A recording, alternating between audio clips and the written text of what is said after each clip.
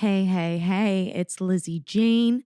Another week, another day, another episode of the Lizzy Jane podcast. This week we have on the podcast a very special guest. We recorded this when I was in LA about 2 weeks ago. She goes by the name Nostalgix. She is a ball of positivity and light and energy and one of the most talented producers that I know right now. Honestly, just putting it on the floor. She has been absolutely killing it, made the absolute most out of COVID that any up and coming artist could make. Now you can see her on the Night Base First Confessions tour everywhere around the United States. She's from Vancouver, now lives in LA. She's doing the damn thing. So hyped to have Nostalgix on. Don't forget that if you're constantly vibing with these episodes, make sure to subscribe, follow, like, comment, share with your friends, all the above. All of it means so much. And every episode can be found with bloopers, exclusive content, and ad-free, all at my Patreon at www.patreon.com/thisisLizzyJane. So without further ado, let's hop on into this episode. I am Lizzy Jane, special guest Nostalgix on today, coming to you live from Los Angeles, California. This is the Lizzy Jane podcast.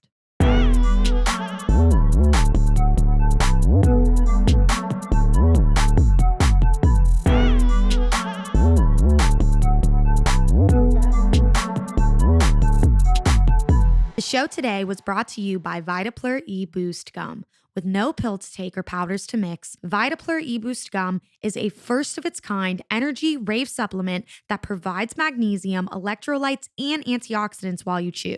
VitaPLUR is the perfect complement to my active lifestyle, whether it's at the festival, on the road touring, or hitting the gym. Chew VitaPLUR and dance with confidence. Use code LizzyJane for 10% off any order. Miss Nostalgix. Hello. We've got Nostalgix and little Nathaniel. Nathaniel's chilling. Oh my goodness. Oh wow. This is perfect. Episode. This is the cutest potential situation I could have ever asked for. So thank you for coming on. Thank you for having me. I'm in your city. I'm like super pumped to be here. This is like such a cute apartment that I feel like represents you. And your last year has just been wild. It's been pretty crazy. Yeah. Like paint the picture for me of you leaving Canada and coming here and finding an apartment, and now you're on tour with Confession and Night Base, playing sold out shows everywhere. I mean, when you put it like that, it's really crazy. When you're living in it, I feel like you forget like everything that's happening. But it's been a journey to say the least, because when I think about it, like last year, even like this time, like January last year, I was still in Vancouver, like in lockdown, like nothing's happening. And I'm just in a studio alone every single day, like just making music, like making videos, whatever, just like actively like working, sitting there alone every day. But basically, it was July 2021 when I got my visa and I made the That's move. A hard process. Yeah. Yeah, that's a hard process to begin with. Just getting your visa to get over here. So then when you got your visa, you're like, see ya, I'm dipping, I'm out. Well, it's already a hard process, right? But like with COVID, because everything like got canceled, everyone's trying to get visas at the same time. It went from being like a 2-month process to like 4 months.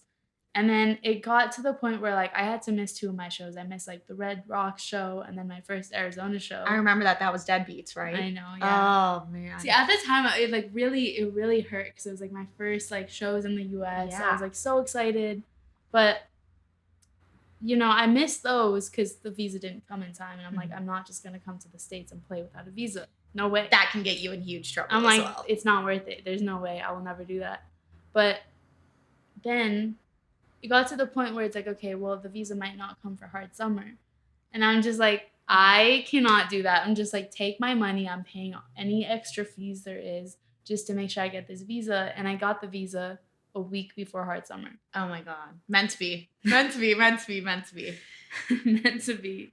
And Lord. like going from playing festivals in Canada, which are also pretty massive, you know, like even I think of when you did that live stream from the top of like the stadium, that was insane. Like really, really awesome, like unique experiences. That compared to like the festival culture, especially like here in LA for Hard Summer, it just has to be like a crazy 180 of like a vibe. Yeah, it's completely different. Like, I don't know, Canadian festivals are really special and like really dope. Like all the festivals that happen are like just really great festivals that everyone loves, everyone goes to every year. But I feel like in the US there's just like there's way more people. Yeah. So like the festivals are just massive. Like seas of people, like Yeah. 100,000 to like 100. That was like the biggest shock coming in and being like, why? Like, you play a club here and there's just so many people that fill the room. And you're like, it's just really crazy because where I come from, like, even in Vancouver, if you're playing like Celebrities Nightclub, which is like one of the dopest clubs ever, it's just like you could pack that place up. It's so much fun, but it just is not as many people as like Los Angeles. Yeah, absolutely. Look at little Nathaniel. So oh my goodness.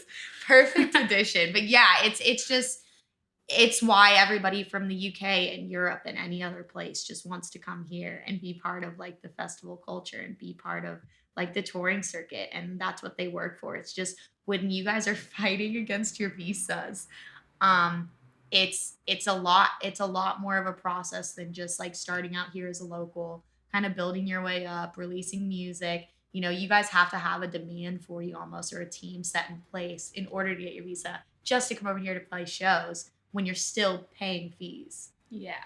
Which is like a crazy like truth that not a lot of people talk about on the back end. It's definitely something that's not really talked about, and you kind of figure it out as you go along, and you realize like, oh, there's actually like, first of all, you got to have enough money to even get yourself here, and like currencies and things like that. Like you got to like have something really going for you to be able to like make the move here. And then once you get here, I feel like that's when the work really starts, because like even if, you know, you're popping in Canada or your own country, you come here and it's a completely new place. Like people don't know you yet. So you're just like out here trying to make a name for yourself and like show people who you are and like be able to afford actually living in America. And as an artist, it like takes money to make money, period. Like you're investing in yourself from the flights to the fees to merch to mixing and mastering and everything in between to like grow your project. And I mean, even with you talking about like how Canada is like totally separate, like coming from overseas or wherever you may be coming from. I mean, like the United States is just so big with like EDM that like their markets are even like isolated to me. Like when you look at it from me, like coming as Florida, where it's like just because you're popping in the Southeast area and everybody knows who you are in Florida and Georgia and North Carolina, South Carolina, even like all the way up to New York, the West Coast is a totally different animal. It's like, you know, and it's like when you realize, once you get over that hurdle to get here, you go like, oh shit, I got to do this in every single city that's predominant in like in bass music and house music and just EDM in general.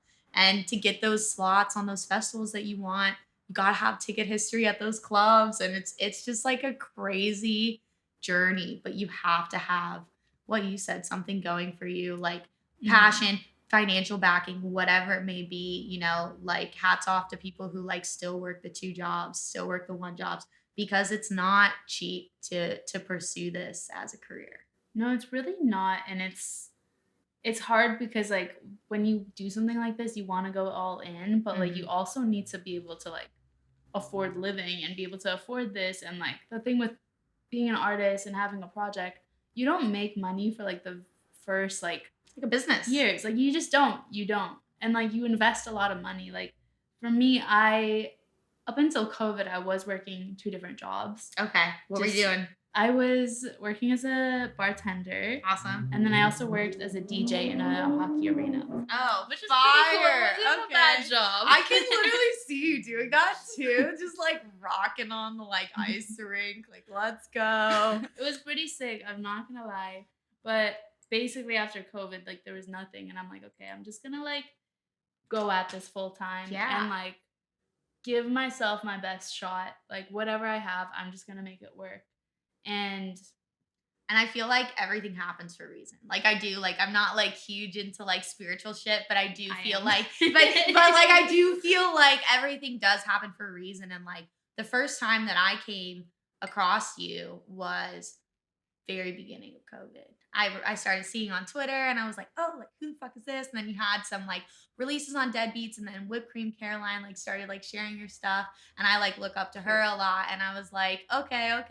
And then I was like, damn, she's fucking like, you made COVID your bitch. Like you literally made COVID your bitch. And I was just like, she's working so hard. And like I know obviously like we both know what it is to be like a woman in the industry, but it's also like the other turn of it is if you outwork everybody in the room, like they can't say shit. Like they can't. And like you've done that. Like you've literally done that. And you've like just like climbed these ranks. And I'm sure you have to deal with shit. But like, and now you're like here, like actually doing it, like hopefully actually making, you know, at least a livable wage. Cause it's like you have to live comfortably. Like you have to put yourself in a position to live comfortably, because if not, like I've talked to artists where like they have to take bookings that like compromise their vision, or they have to do things that don't fall in line with their project because they don't have a financial, you know, they're not financially comfortable. Yeah. And so it takes so much to get to the point where you can say, I'm letting this all go. Like, this is it now. And crazy. You can like really, you can be pick and choosy. Like, I think though, like I'm the kind of person that I could be making like, no matter how much I'm making, I like to invest everything like back into what I'm doing. You have so to. It's like, if like the more I make, the better everything gets pretty much. I'm like, okay, well I can spend more money on visuals. I can spend more money on like creative and artwork and things like that. Cause I just have so many ideas. And it takes money to make the ideas come to life, which sucks. It takes time. It takes effort. And like, Rome was not built in a day. No. You can't just like have everything tomorrow. Like it's really like a game of like, hey, I'm just going to work with what I have now. And I know that I'm building towards this thing that's like way greater and it's there, but like, I'm going to appreciate everything I'm doing now too. Yes. But just know I'm building towards this beautiful thing. But it's a journey. And like, I think that's what so many like aspiring producers, like it's like you have to go through it to understand it. Because like when you start out, like you see this goal and it seems unobtainable. And you just want to be there. Like, you're like, how fast can I streamline my career path to get to this place that I want to go? And when you can like take a step back and realize that you have to like you want to build a house of like brick instead of straw, because it's like you're like building your career and like it's like your journey. And I love what you said, like work with what you have now, because like that's a huge thing too, where some people like think they need like all the equipment and they need all the mics and they need all like I need the Apollo and I need the outboard gear. And it's like, no, like you need a Scarlett 2i 2-in-out fucking interface with maybe no mic, maybe even just your phone and a computer with, you can trial all the different versions of Ableton for about 270 days, almost a year, if you really wanted to, without paying for it. So it's like, you just, and I think that's what some people like, it's a mind fuck sometimes, because they're like, oh, if I only had that one thing, I'd be where I need to be. It's not that one thing though. It never is that one thing. Like, it's never like, oh, if I play this festival, if I play this slot, like I'm good. It's never like if I hit this many streams, if I do this, if I do that, like it's never one thing. It's like being an artist, it's, ooh, there he goes. Hi. Hi. Oh, okay. Being an artist is like, it's kind of everything in your world. Like it's really just building every little aspect of what you do. And that's why it takes time and patience of like, you gotta really build it. Because like if I had everything I wanted tomorrow and like I had the song that I wanted that I made that like was it for me, or like if I had like the festival slot I wanted, like the right time, the right stage, all that, like if I had that tomorrow, would I even be ready for it? Because I'm just like, I need the experience. Like I need to play these sets to know exactly how I can make my set like crazy or better, like how I can like make the right song or like have the right outfit, you know, like all these things. And it's like, it's so much better, I would say, in like my own opinion, to approach it that way than like jumping the gun and going too far before you're ready. Because because it's like my thing is like I'm always okay with being the underdog. Like I'm always okay with being the person that does more than what somebody expects, because when you set this level this high based on one festival booking, you know, you sign with a huge agent, you get with a huge management company,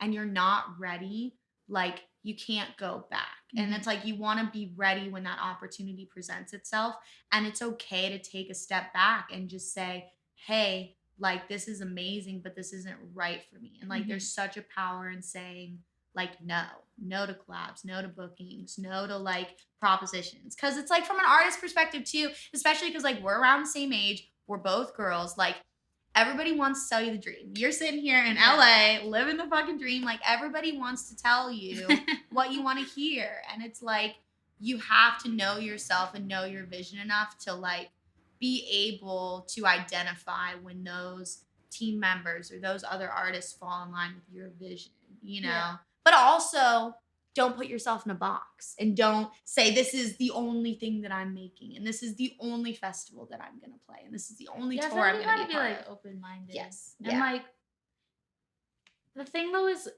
you also, what I've been learning is like there's no like perfect time to actually be ready, quote unquote, for things. Like all you can do like going into anything is just your best. Literally your best. That's all you can do. And it's okay to be uncomfortable.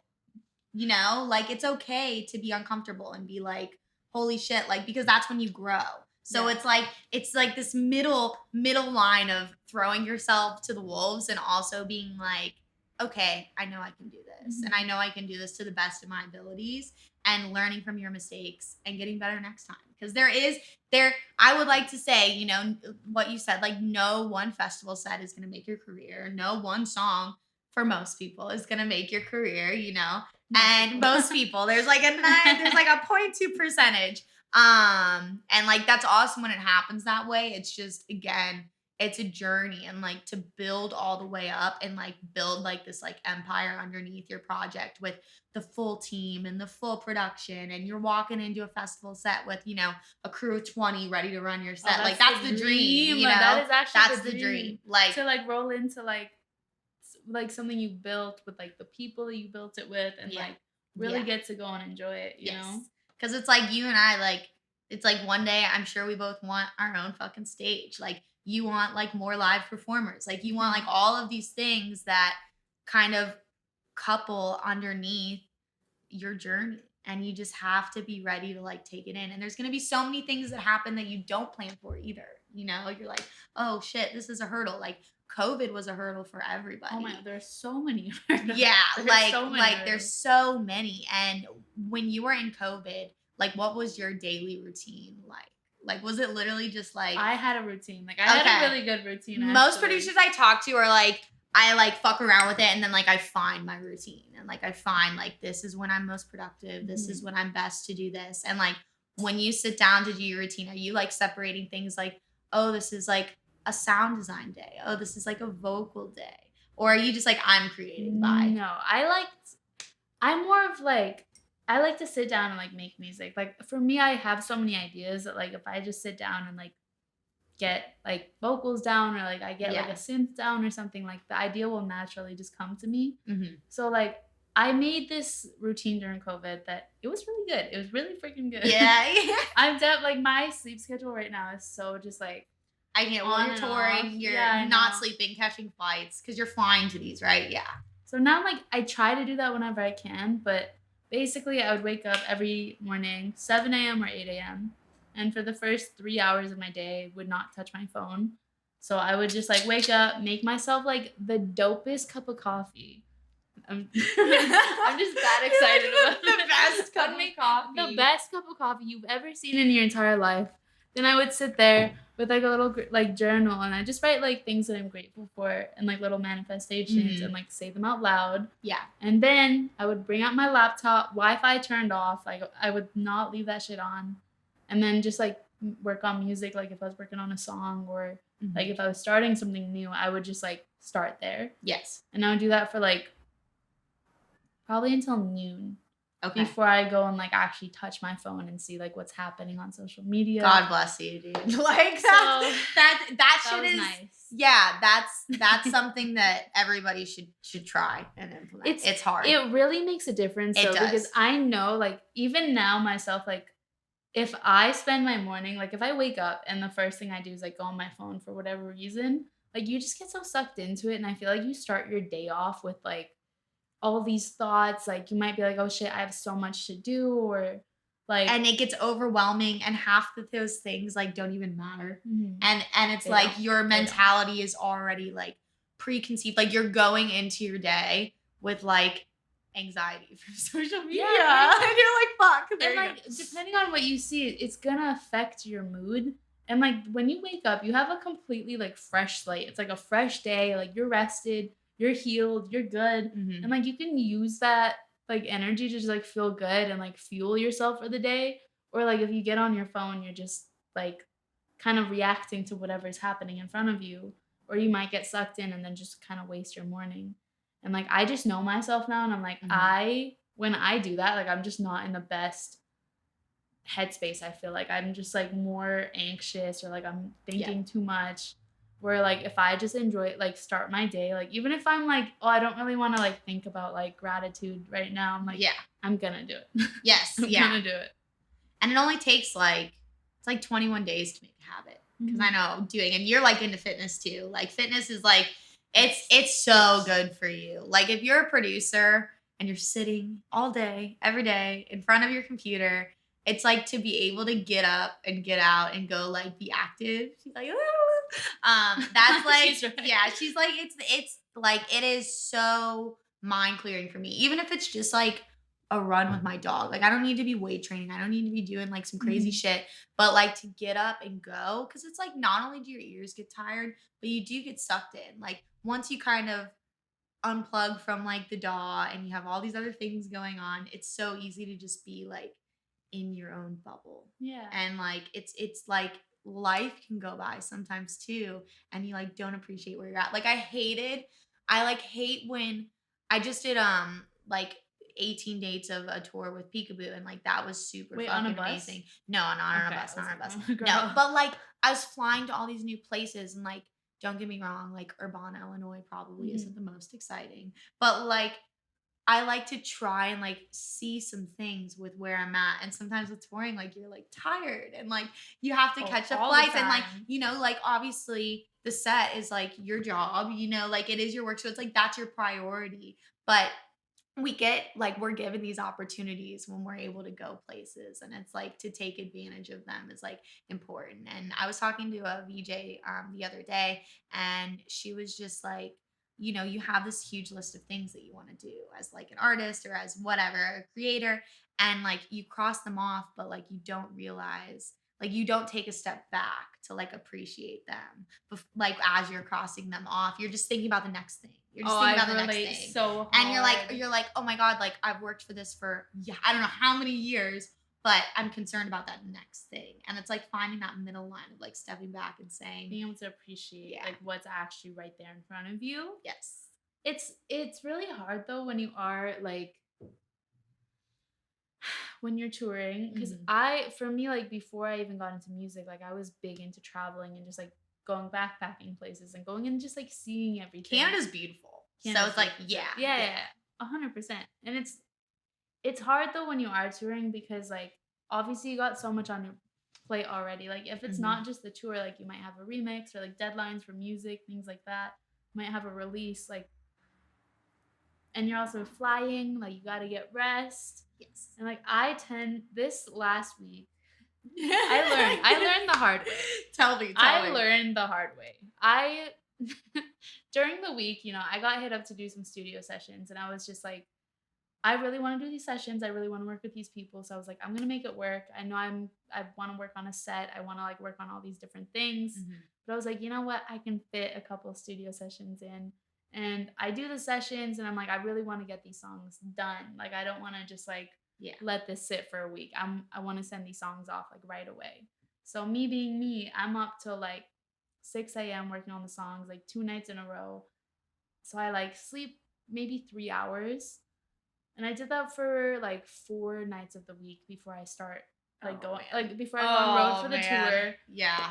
And That was like a slap in the face. I slept 3 hours each night, and I was like, well, when I'm on tour, like I'll be able to just like sleep more. Yeah. And then the shows go so late, and then your flight is at like 8 a.m. So you got to be at the airport for like 7 a.m. Home at 4, up at 6. So I slept like 3 hours each night, and then the Like last night coming back to LA, 1 hour, and that was like the worst. Like in the moment, I was like, it's gonna be fine. I just need to get myself to the airport. But I was like, I got up and I'm trying to get myself in this Uber, and I'm just like, and I don't have a tour manager with me either, so I'm just like going alone. I'm like, I just need to get myself on this flight so I can pass out. But at that point, like I was just like so out of it and so tired that I was like, nothing even makes sense anymore. I was like, I just need to sleep. And I got back, and for like 3 days, I was like just trying to get myself like feeling healthy again. And like this is me like being like I eat healthy. You're about as healthy as it gets, like especially for like electronic music. We have some pretty unconventional living habits of a lot of people. So it's like you are very much so like do kind of the same shit as me, but like you burn out. It doesn't matter. It doesn't matter how healthy you are. It doesn't matter how much you eat. It doesn't matter. Like if you're not getting the amount of sleep that like your body requires. And it's like, yes, it is a real thing. But it's like, yes, it is. Like, it's like you have to ask yourself the question, like, was that worth it? Was it worth the 3 days that you lost? But it's like for the songs, yeah, it probably was. You know what I'm saying? It's tough though, because it's like, was it really worth it? Yeah. Because at the end of the day, did I need to do those things? I'm like, maybe not, but it's because I wanted to. And that's the thing I'm realizing is like, I just really like to do. Yeah, I know. I just really like to do everything. But now I'm like, I got to reevaluate and just like do less. So I've been saying no to like everything this week. As much as like I want to do everything and like make all these songs and like work with all these people, I'm like, I want to do it, but like, it's not going anywhere. It's fine. Yeah. I just turn everything down. I've been just focusing on like the 2 songs that I really want to make. And I'm like, it's been really nice.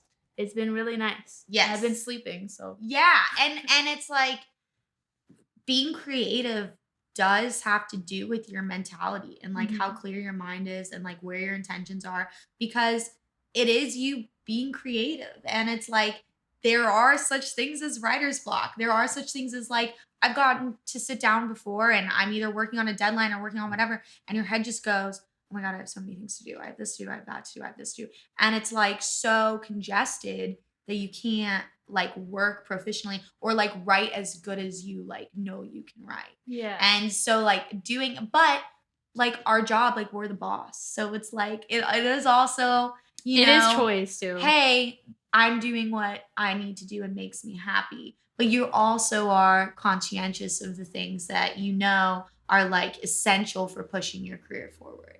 And it's just, it's all a balance, but it's so much from learning from your mistakes and learning from other people who are like, not necessarily like mentoring you, but like people you looked up to, like you and Caroline Whipped Cream, for everybody listening, is from the same area. Yeah, Vancouver area. Okay. And she kind of has helped you a little bit mentally kind of prepare you for this, because she's been a really big sweetheart like during COVID, like because we do live pretty close in the same area, like the Vancouver area, but she's just a really like great person, talented producer, and like that's awesome. Very artistic person. Like when I think of an artist, I think of her. Like I really think of her, because when you see her, like just the way that she is, like the way that she makes music is like, you just see that girl and you're like, okay, like artist. Like I just think, And she's someone who like, again, like does not put herself in a box. Yeah. She's like, I'm gonna make some dubstep and then I'm gonna go like release a rap album. And it's really cool. And I think we're like coming up on this new like age where a lot of people have done it, and it takes longer to become established as like a multi-genre artist. But I see more and more people doing it. Like being like, oh, this release is here, this release is here. Yes. Yeah. Which is like super sick. And she's one of the first people that I was like, yeah, it's totally possible. Like it's totally possible. I do stand. I do stand. So your collab with Dr. Fresh is coming out tomorrow. Oh my god. Time goes by so fast, my lord. It's already coming out. Yeah, like I saw you guys performing it on Twitter, wherever he posted from the weekend. I was like, that's so dope. So we're both on the Confession versus Night Base tour. Mm-hmm. And on night 1 in Denver, he's like, let's perform it during my set. So, you know, I'm like, let's freaking do it. Let's do it. Like during Dr. Fresh's set, he like calls me up and we like do the whole thing kind of live. I get on the vocals because I did the vocals on the record. Yeah. So like I get on the mic, I'm like up front doing the damn thing. And it was just like, it was so much fun. And it's something I've always wanted to do, like doing more vocals, like rapping. You've always put your vocals in your stuff. And on a lot of your stuff. It's funny because I even did it in the early days, but I wasn't really like thinking about it that way. And I feel like it was really just like accepting who I am and what I want to do. So now I've just been really like doing it more, embracing it more. And like when I produce something, like I put my vocals on it like right away. That's your like sound, like that's your tag. That's like this like Beats by Dre tag. Like that's like your tag. And that's why I think it's so cool, because there's a lot of women who are starting to use their voice more, and it's like that's like super powerful, because there's not a lot of people. No one else has your voice. There you go. No one else has your voice. But I still like, I do love working with like vocalists. I do love working with like vocalists and rappers. So like that's still something I'm gonna do. But like I also just like love being able to like get on the freaking mic and like hype everyone up at a show. Like the energy is insane. I love the energy. It's so fun. And with the Confession versus Night Base tour, like this is a tour that like is on a whole nother level. When you got like the offer or whatever, it was like, hey, you're on. Were you like, holy fucking shit? I was like really, really, really freaking excited, because Confession and Night Base are the two labels that really like got me into producing and got me into like historic. Been around forever. I know, because they're the people that have like that do it just so well. Like the music they put out, like Tchami and AC Slater are truly just like such good tastemakers. Where like they have brought on so many of like my favorite artists, the people that I look up to. Like I remember like back in the day when I was starting to DJ, like they were putting out like Wax Motif, like the first songs that like really like Wax Motif, like Making It Rain, or Bijou, like all those artists that I really look up to. So I'm like, let's go. You're like, let's go. Yeah, no, absolutely. And it's just like huge ballrooms and huge just bills. It's very exciting when you see like from front to back, like set times of just like all killers, like all just like phenomenal artists. And then Blossom's on that with you too, right? And Dr. Fresh is on too. There's so many people. Blossom, Kaposi, Bijou, Taiki New, like a lot of like really dope. Such a good lineup. I'm literally just like, I was just like thinking about it during the weekend while I was at the show. It's like if I saw that lineup, like when I was just a fan of the labels, I would be freaking out. I'd be like, I need to leave Canada to come see one of these shows. Yeah, and it's like now you're on it, and it's like it's got to be kind of surreal, but also like I've worked my butt off. Like I'll take it. Like I'm here. I mean, it's like I have definitely worked my butt off, but I'm just like, it's the most surreal feeling ever, because just being up there and being part of something that's like so much bigger than you. Like it's not just about your set or like what you're playing. It's about this whole experience, this whole like community that these labels have built, and these people that are like that love it so much. It really feels like a family. It's literally a family, and it's like you're taking two different families that are like under the same umbrella, and you're like bringing them together. And it's like so two like families like coming together, being like, hey, let's have like a picnic right now. Like let's have a picnic in the club. I'll bring the sandwiches, and that'll be like about it. No, it's so dope. And you have a few more dates left on that one, and then you're joining Armnhmr. Yeah, that starts tomorrow. That's exciting. That's a very multi-genre verse lineup, which should be pretty fucking interesting. Yeah. I'm really excited for that, because I'm like, it's not just house music, so I'm like, I'm gonna like play around with it. You know, we're gonna have fun. Oh yeah. It goes from like top picks and IDs to like now you could really play all across the board. Yeah, you could totally go, okay, I'm feeling this, I'm feeling that. I know. It's gonna be a lot of fun. There's a lot of like dope people on that tour as well. Yeah. And this is the thing, I can't believe tomorrow. A lot's happening tomorrow. Yeah, tomorrow. Okay. New music, tour, everything. Oh shit. I'm excited. Oh shit. Everybody's gotta keep the eye out for tomorrow. Oh, I'm excited now. Oh man. We'll talk about it off camera. So before we go, I must ask, how did you get Nostalgix? How did you come up with the name Nostalgix? This is when I was still in university. Before I even got my first mixer. I was sitting in my dorm room in college and I was just like writing a paper. And all of a sudden I'm sitting there and the name, like the word nostalgia comes to my head. And I stopped doing everything and I just like grab a piece of paper and I just like start writing it down. I start like making kind of like doodles and I come up with the word Nostalgix. Different spelling. Yeah. And it just stuck. It literally stuck. This is, I think, maybe 5 years ago, 2017. I don't even know what year it is. That's crazy. Was that like, 2017. You said you've been like making music, kind of like fucking around since you've been like 16, right? So when you were like in that moment thinking 18. of it, 18. Okay, 18. When you were in that moment thinking of it, were you thinking about, okay, this is going to be my artist name? Or you were like, oh, this is just really dope? Like, did you just not? I was going to go get like a mixer off of Craigslist the next week just for fun. Yeah. And that the name comes to me and I was like, oh, that'd be like really sick. You know, like that would be like my thing. But I was not planning on doing like being an artist, making music. That wasn't like what I had in my mind. I just really liked it and I was really interested by it. And I really liked electronic music. Yeah. And I just really wanted to go like learn about it. And I kept telling myself, I'm like, okay, well, I'm going to do one show only. And then I'm good. I just want to know what it's like. And I just want to learn. Yeah. I was wrong. I There was we go. very naive. There we go. No. The energy that you feel like when you get on stage is just insane. It's insane. And it's like there's so many more pros to cons, but it's like such a weird dynamic when you just play this like massive crowd, like this massive building, massive venue, massive festival. And then you're like chilling in your hotel room and you're like, holy shit, this is weird. You're like, oh shit, like this is really cool, but this is really something weird. People don't talk about enough. It's really crazy because you have like as an artist, it literally feels like you're on a high. I'm like literally know. I'm like railed right now. You like go I'm from just, like the highest of highs though, from like being in like a room surrounded by people, having the most fun of your life, most fun, and then you're just alone. Ordering like tacos on Uber Eats. I know. Like, when's my Uber Eats gonna get here? It's fucking crazy. And then you're always afraid you're gonna miss your flight. You're always afraid like other little things. Yeah, but that's crazy. I know.